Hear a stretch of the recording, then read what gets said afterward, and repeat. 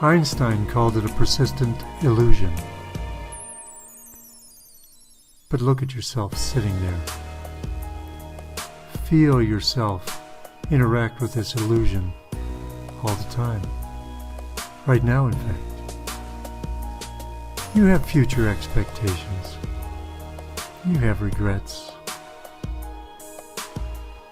Your present seems to be suspended on a string that runs from the past through where you are sitting and stretches off to a distant, vanishing point. You can't get off or stop ruminating about the past, thinking about future plans. Your very being seems wrapped in this illusion. It's as if you're experiencing some type of strange, senseless voyage through an ocean of time. Oddly, in the final analysis, the destination doesn't really matter. Reactions to occurrences are all that give the voyage meaning. How our encounter with time is viewed determines what we are, what we see, our emotional approach to the environment, and most importantly, how we respond to life. Time remains an enigma. Humans appear to understand time in many ways, 3 of which are chaotic time, linear time, and cyclical time. Each viewpoint can exist simultaneously or separately, but each has a different flavor, a different influence, a different power. Chaotic time is the crudest idea and most mystifying. In this perception, time has no form, no structure, and offers no help in understanding reality or the world around us. Things happen at random, and everything occurs as a coincidence. In this concept, the movement of time is felt, but it follows no discernible pattern. The future holds nothing but uncertainty. All happenings are unrelated and random. Mainstream media fosters this view of reality by presenting events as unrelated specks of data floating in a dark soup of random circumstance. This viewpoint is the one into which we were schooled. Throughout the world, subjects, oddly enough called disciplines, are taught as separate and unrelated areas of information. In primary schools, when a class finishes with its history lesson, the book is shut and put back into the desk to make room for the geography text, which will be used in the next hour. The concept that history creates geography and geography is intimately connected to history is not covered, explained, or even implied. In high school, training to think in chaotic time becomes supercharged. The disciplines are not only taught in separate classrooms by separate experts, but are walled off from the other subjects, and indeed the outside world as a whole. Subjects are never explained as related components of the same picture. Purposeful fragmentation of the thinking process forces a focus upon the functioning of the analytical, left side of the brain. The more powerful half of the brain, the right hemisphere, which specializes in synthesis, lies dormant through the whole schooling process.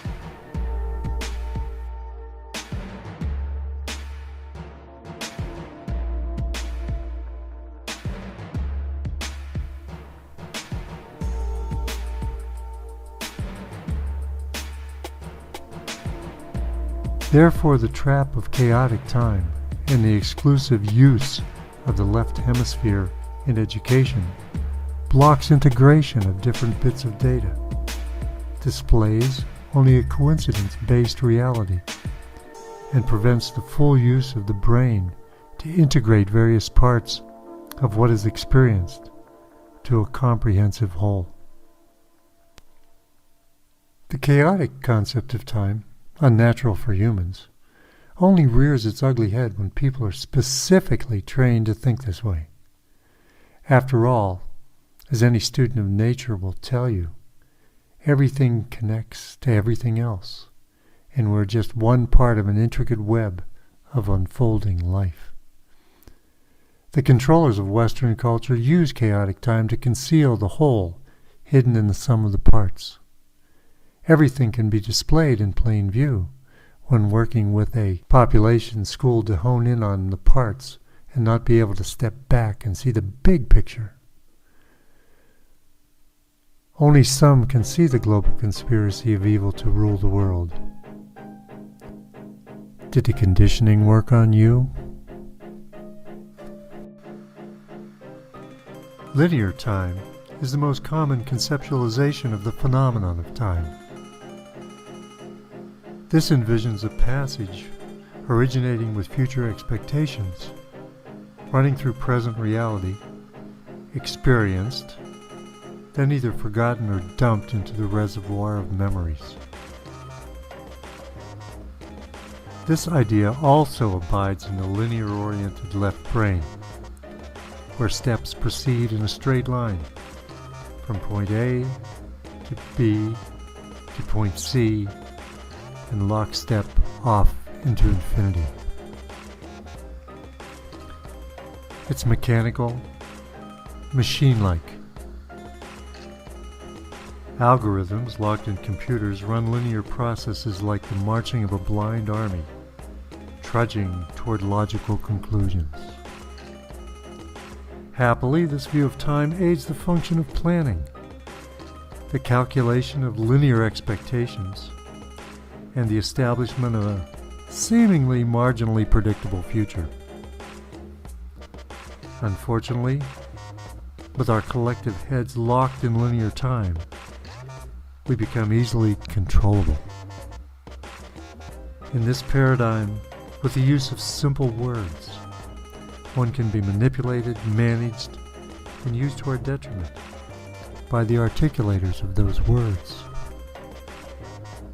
Violation of the rules leads to confinement or death.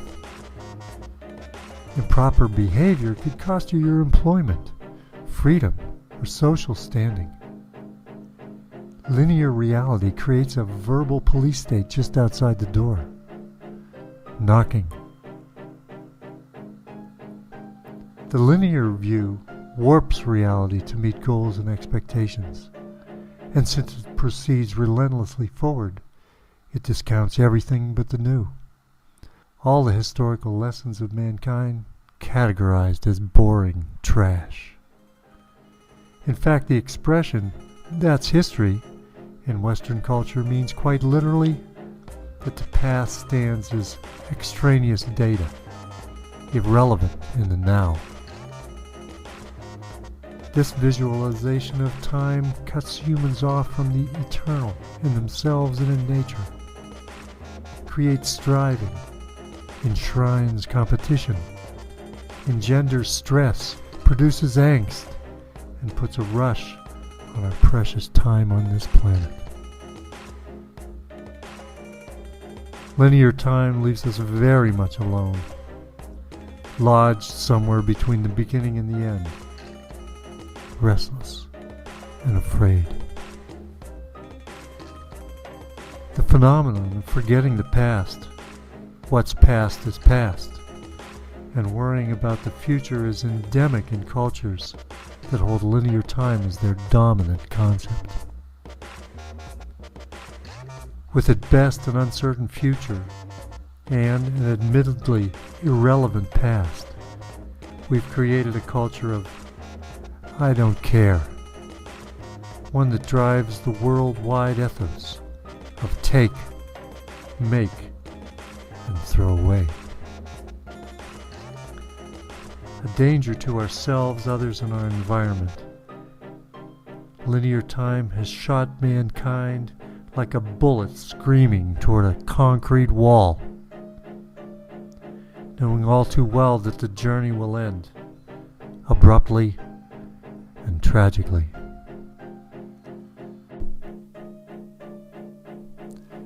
One guarantee that linear time mandates is that within this paradigm, future expectations always control the present.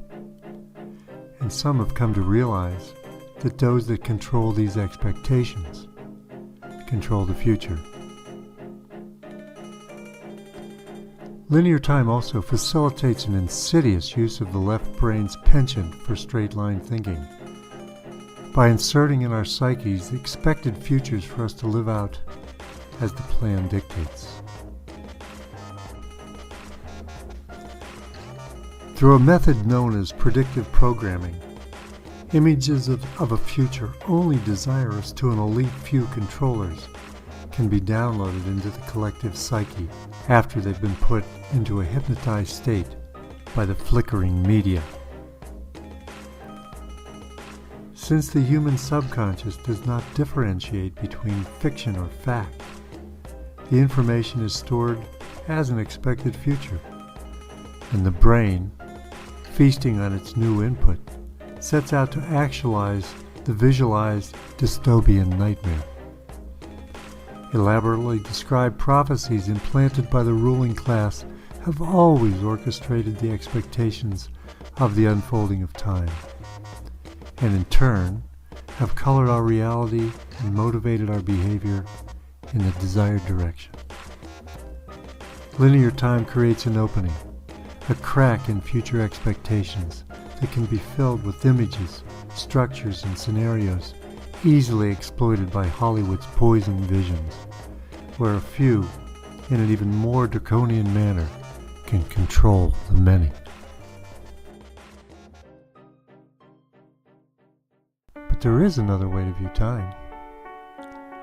Cyclical time gives mankind a perception of time that's the most ancient, the most reliable, the most encouraging. Cyclical time views the unfolding as a series of cycles, within even grander cycles. It's said that there are no straight lines in nature, and I would argue that there are no straight lines in time. Day follows night in the daily sun cycle. 28 days of these daily cycles defines a moon cycle, or a month. 12 of these moon cycles create the yearly sun cycle. Knowledge of the coming season, passing as it always has in procession, reassures that birth, life, and death continue to rotate in divine order. The cyclical has always been ridiculed and discouraged by the distorted powers. They obviously prefer the more synthetic viewpoints. The Christian Church struggled constantly to root out pagan cyclical thinking, teaching that, quote, only the wicked walk in circles. Their biggest ally in wiping out cyclical thinking appears to have been technology.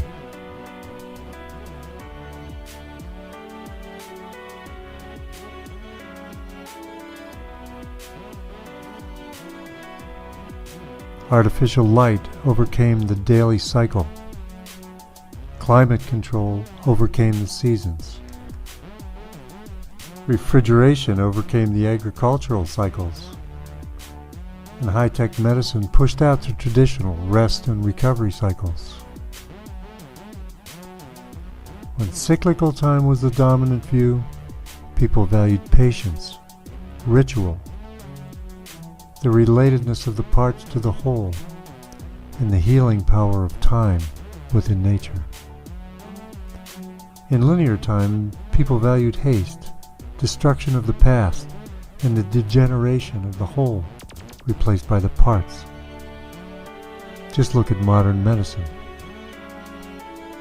In cyclical time, there lurks a notion of security. But in the linear, anything can happen. We know the seasonal cycles offer some references to the past and reassurances for the future. Larger cycles, if examined, can offer even more comfort and support because they tender a glimpse of the future through the lens of the past.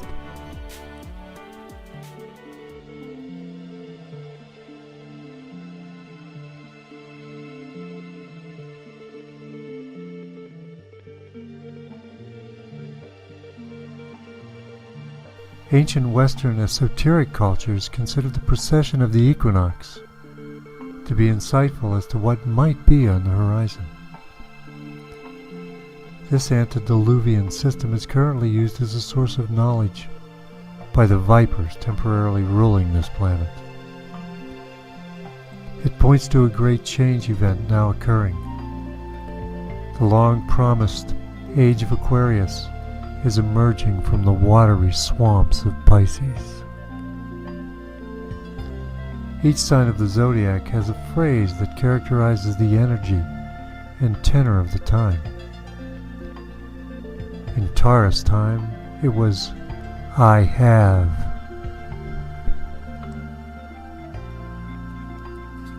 As we transitioned into the Age of Aries, the saying changed to, "I am."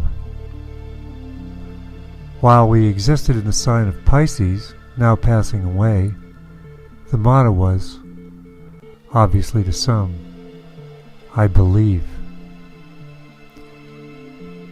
Fitting, don't you think, for the 2,000 years of the domination of the Abrahamic religions? Pisces also symbolized by an old pictogram, that of two fishes bound together, swimming in different directions.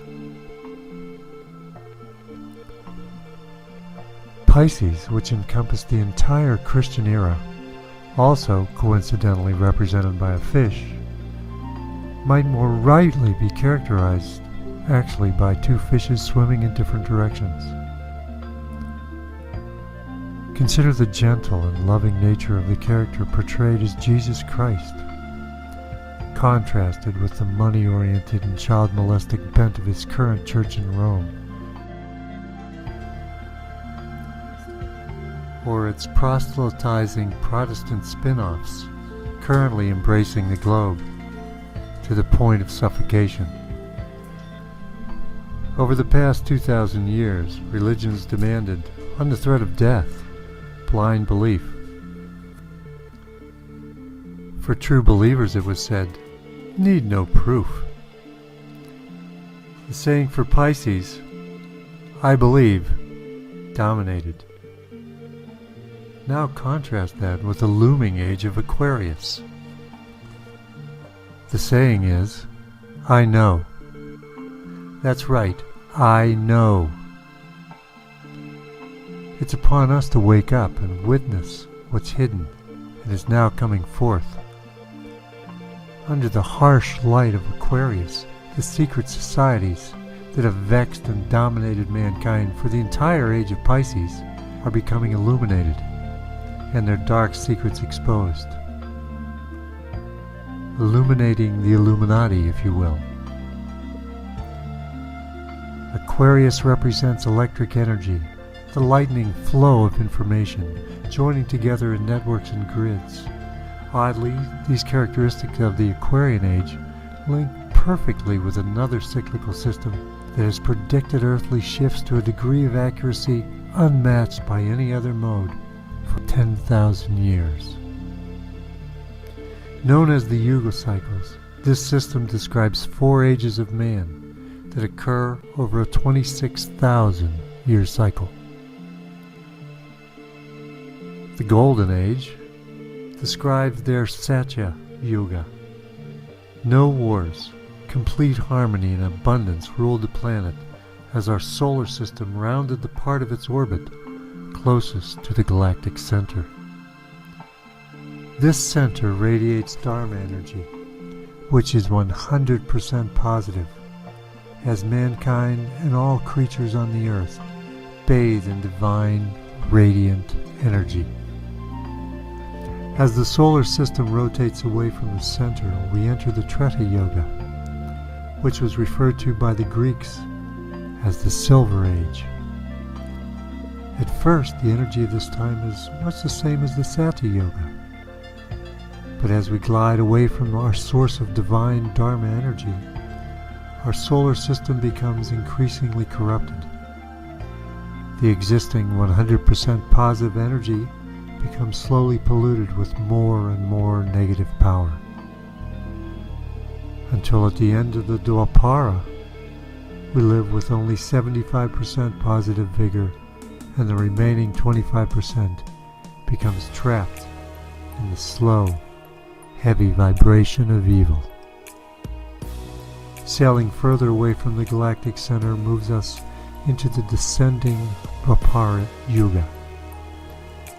The evil and good energy during this time reach 50-50, and the preoccupation of this time is energy.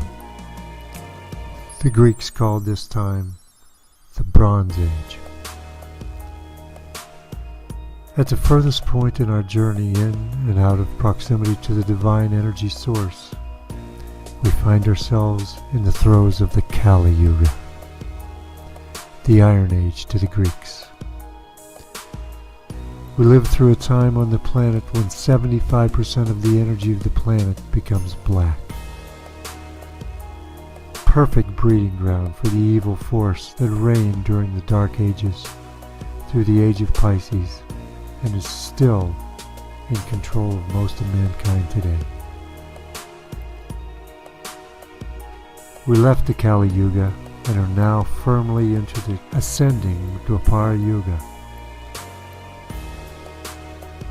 And as we race back toward the galactic center, time grows short for the evil snakes that dominate the world's politico and distort our energy into acts of violence, brute force, and separation. In the ascending Dwapara, as in the descending Dwapara period, the obsession is with energy. How more appropriately would you describe our current world's fixation? Described in this cyclical system as a world zooming back toward the light, finishing with our trials with the evil ones where their energy was dominant.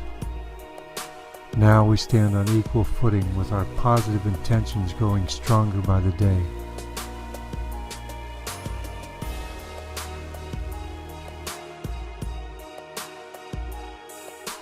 They know their time of dominance is running out, and they must go back to where they came from, and wait until another twist of the Yuga cycles offers them the proper vibration needed to again exercise their evil on mankind. This cycle has foiled them countless times in the past, and they know it. And they know it will again crush them under the power of light and love. Because we are so heavily into the material cycle, the awakening now taking place must occur on two levels. On the consciousness level, we must learn gratitude, open our hearts, and embrace the world and its inhabitants as part of our divine inheritance. On the physical level, we must stand up, witness and know the horror caused by the infection that has plagued mankind for millenniums. Then, in a very material way, be done with it. Return to your loved ones. Let go of all the devils who have offered as material success, and walk away from the Babylon jails that have held us captive for so long. Rejoice. At last our time has come.